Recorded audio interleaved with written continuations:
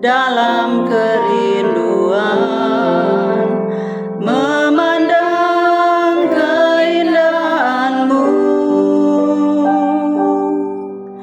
Ku berikan segalanya, semuanya yang ada.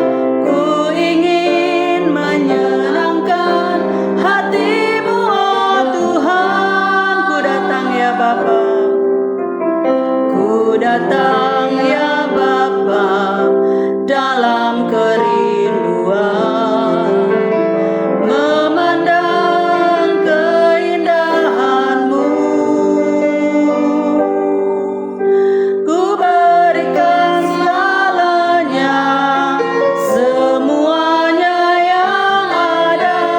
Ku ingin menyenangkan hati-Mu, oh Tuhan.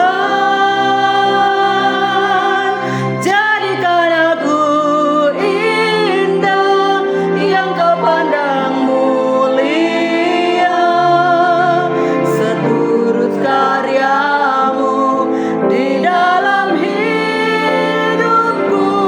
Ajarku berharap hanya kepadamu, taat dan setia kepadamu, Tuhan.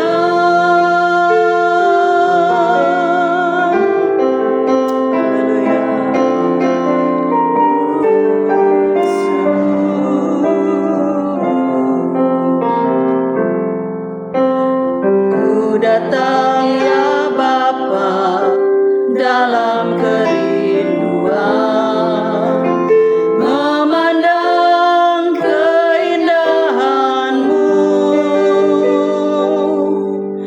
Ku berikan segalanya, semuanya yang ada.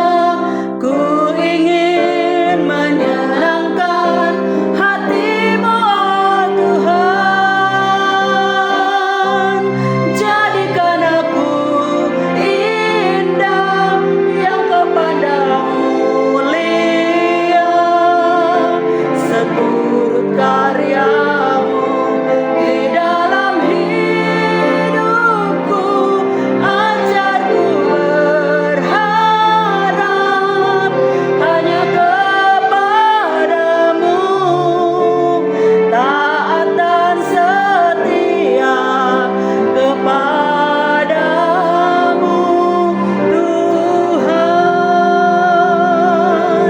Jadikan aku indah, yang Kau pandang mulia, seturut karya-Mu di dalam hidupku. Ajarku berharap hanya kepadamu, taat dan setia, taat dan setia, taat dan setia kepadamu, Tuhan. Haleluya. Biarlah kami semakin hari semakin taat dan setia kepadamu ya Tuhan. Hari ini kami mau mendengarkan firman-Mu.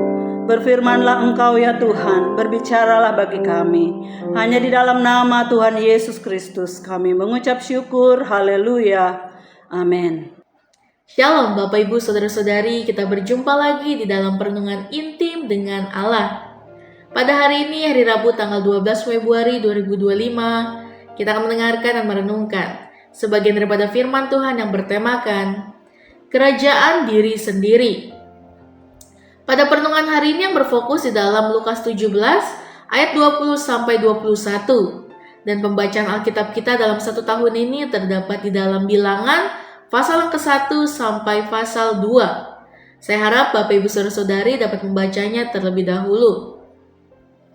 Saya akan bacakan dalam Lukas 17 ayat 20 sampai 21. Demikian firman Tuhan. Atas pertanyaan orang-orang Farisi, apabila kerajaan Allah akan datang? Yesus menjawab katanya, kerajaan Allah datang tanpa tanda-tanda lahiriah. Juga orang tidak dapat mengatakan, lihat, ia ada di sini atau ada di sana. Sebab sesungguhnya kerajaan Allah ada di antara kamu.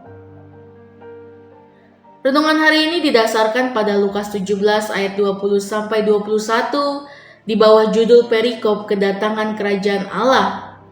Hendaknya dibaca terlebih dahulu, berdoa sebelum membaca nats tersebut.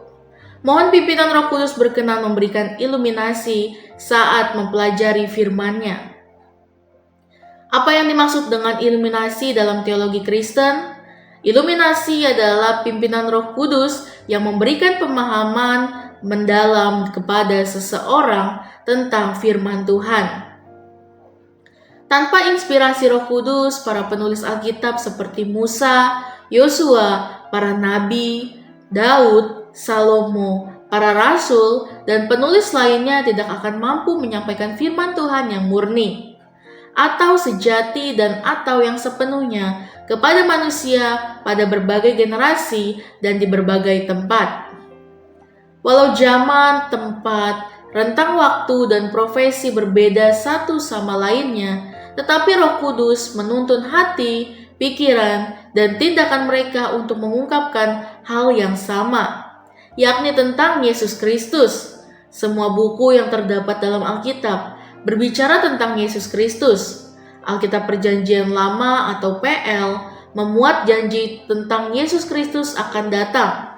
Sementara Alkitab Perjanjian Baru atau PB memuat Yesus Kristus yang dijanjikan itu telah datang. Inilah keunikan Alkitab sebagai buku di atas segala buku yang tidak dapat ditiru dan dipalsukan oleh siapapun. Setelah jatuh ke dalam dosa, manusia seringkali tidak menyadari tujuan Allah mencipta dirinya.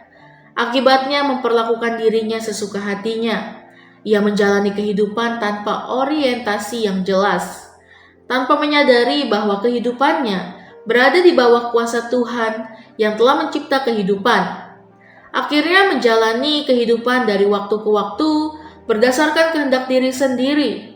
Inilah yang dimaksud dengan diri sendiri yang mengendalikan perjalanan kehidupan. Ia sendiri yang menjadi raja atas dirinya sendiri, berbanding terbalik dengan konten yang terdapat dalam Lukas 17 ayat 20-21. Demikian, atas pertanyaan orang-orang Farisi, apabila kerajaan Allah akan datang, Yesus menjawab katanya, kerajaan Allah datang tanpa tanda-tanda lahiriah. Juga orang tidak dapat mengatakan, lihat, ia ada di sini atau ada di sana, sebab sesungguhnya kerajaan Allah ada di antara kamu. Ketika Yesus menjalankan pelayanannya di dunia ini, terdapat satu kelompok keagamaan kecil dalam masyarakat yang bernama golongan Farisi. Farisi adalah sekelompok orang yang menjalankan kehidupan sehari-hari berdasarkan hukum yang terdapat dalam kitab Taurat yang ditulis oleh Musa. Selain berdasarkan Taurat Musa, orang-orang Farisi juga berpegang pada tradisi lisan yang telah dilaksanakan dalam menjalani kehidupan secara turun-temurun. Seperti dicatat dalam Alkitab Perjanjian Baru, orang Farisi seringkali mengajukan pertanyaan kepada Yesus untuk mencari kesalahannya. Tetapi jawaban Yesus selalu mencengangkan mereka. Orang Farisi tidak pernah menemukan kesalahan sekecil apapun dari pemikiran, perkataan, dan perbuatan Yesus saat mendasarkannya pada kitab Taurat yang mereka pahami. Dalam konteks seperti itulah, orang Farisi bertanya kepada Yesus demikian, kapan kerajaan Allah akan datang? Untuk merespon pertanyaan itu, Yesus menyampaikan beberapa jawaban. Yang pertama, kerajaan Allah akan datang tanpa tanda-tanda lahiriah. Orang Farisi kaget mendengar jawaban Yesus. Bagi mereka, Yesus tidak mengerti konsep tentang kerajaan Allah. Jawaban Yesus bertentangan jauh dari yang mereka pahami. Orang Farisi menolak jawaban itu. Bagi orang Farisi, Yesus telah menista agama Yahudi. Yesus patut disingkirkan karena orang Farisi memahami kerajaan Allah akan datang dengan beberapa tanda seperti munculnya salah seorang raja yang sangat berpengaruh untuk mengusir para penjajah dari tanah yang dijanjikan Allah kepada nenek moyang mereka, yaitu Abraham. Tidak mungkin terdapat raja duniawi yang mendirikan kerajaannya di Yerusalem kecuali dari keturunan Abraham. Seorang raja yang akan mendirikan istana kerajaan di Yerusalem untuk melanjutkan kerajaan besar yang pernah berjaya seperti Saul, Daud, dan Salomo. Raja yang mereka harapkan yang akan datang untuk mendirikan bait Allah kembali setelah dihancurkan oleh pemerintahan duniawi. Bagi orang Farisi, hancurnya lambang-lambang fisik kejayaan kerajaan di Yerusalem adalah kenyataan yang tidak dapat diterima oleh siapapun. Lalu yang kedua, jawab Yesus kepada mereka, "Sebab sesungguhnya kerajaan Allah telah ada di antara kamu." Apa yang dimaksud dengan kerajaan Allah dalam kitab Lukas? Kerajaan Allah adalah pemerintahan Allah yang penuh kuasa, kasih, keadilan, dan damai sejahtera atas kehidupan setiap orang, kelompok, masyarakat, dan seluruh masyarakat global. Kerajaan Allah yang dimaksudkan tidak hanya merujuk pada masa yang akan datang, tetapi telah hadir melalui kedatangan Yesus Kristus ke dunia ini. Kedatangan Yesus Kristus ke dunia ini tidak seperti yang dipahami oleh orang-orang Farisi, tetapi untuk mewujudkan pelayanan kasih, untuk menyembuhkan orang sakit, membebaskan orang-orang yang dibelenggu kuasa kegelapan, memberi pengharapan tentang keselamatan yang kekal. Kerajaan Allah dalam kitab ini terbuka bagi setiap orang yang telah membuka hatinya untuk percaya kepada Kristus. Kerajaan Allah menuntut respon pribadi akan kedatangannya. Kerajaan Allah akan dinyatakan sepenuhnya nanti pada waktu kedatangannya yang kedua kali untuk menjemput setiap orang yang percaya kepadanya akan diselamatkan seutuhnya, sempurna, dan selamanya di surga yang telah disediakannya bagi setiap orang yang percaya kepadanya. Amin. Mari kita sama-sama berdoa.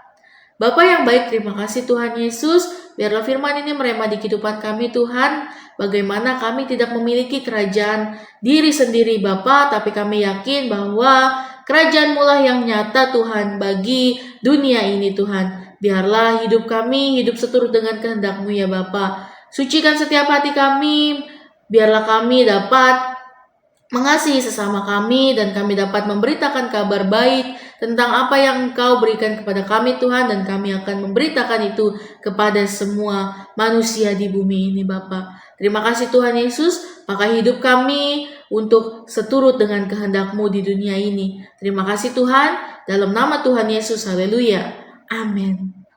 Salam sejahtera bagi kita semua. Shalom.